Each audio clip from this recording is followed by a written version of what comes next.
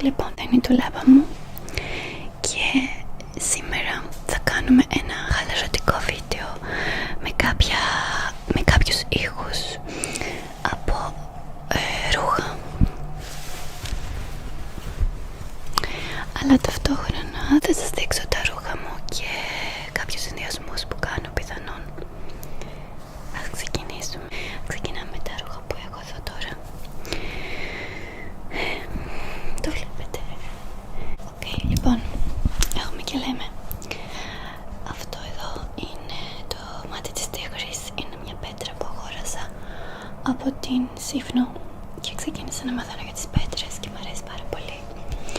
Αυτό εδώ είναι ένα μπλουζάκι έτσι μακό, πολύ απαλό, που μου αρέσει, που δένει εδώ ακριβώς εδώ, γιατί γενικά φοράω πάρα πολύ τέτοιου είδους φούστες που είναι ψιλοκάβαλες. Αυτή τη φούστα την αγόρασα από ένα από τα ταξίδια μου. Είναι μελετή. Ναι, δεν θα σας κάνω στριπτής, μην ανησυχείτε. Πάει έτσι.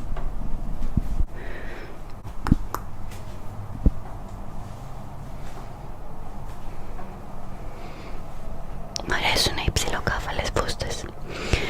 Λοιπόν, πάμε στο επόμενο. Λοιπόν, έχουμε αυτό. Είναι μια ολόσωμη φόρμα. Πολύ απαλή, πολύ μακό. Και η οποία και μπορεί έτσι να είναι κάτι σαν λους, να πέφτουνε λους. Μ' αρέσει πιο πολύ έτσι. Από μέσα μπορείς να βάλεις ό,τι μπλούζα θες. Βασικά τώρα έβαλα αυτή, δεν ξέρω για ποιο λόγο, πιστεύω μου άρεσε πιο πολύ η προηγούμενη που φορούσα, που ήταν κάπως έτσι.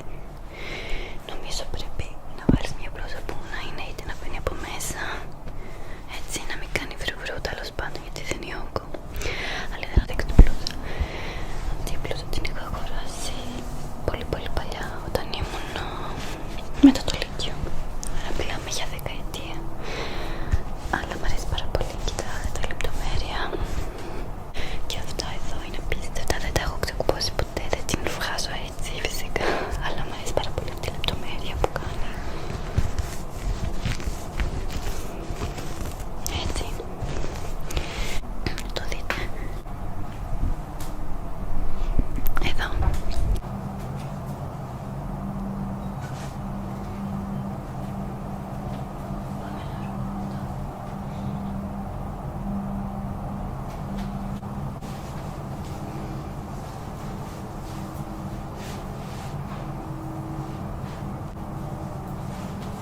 Αυτή η παντελόν.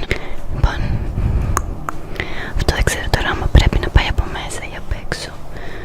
Εγώ το φοράω έτσι τεμή.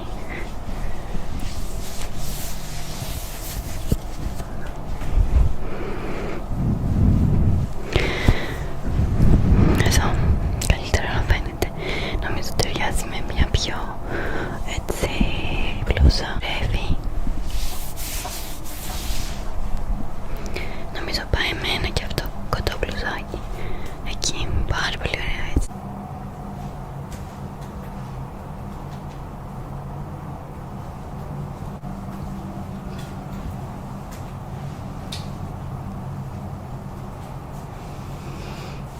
Μπλούζα μου αρέσει πάρα πολύ.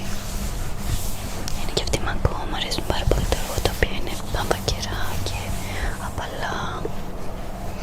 Και κάνει αυτό εδώ. Πολύ ρομαντικό, πιστεύω. Επόμενο.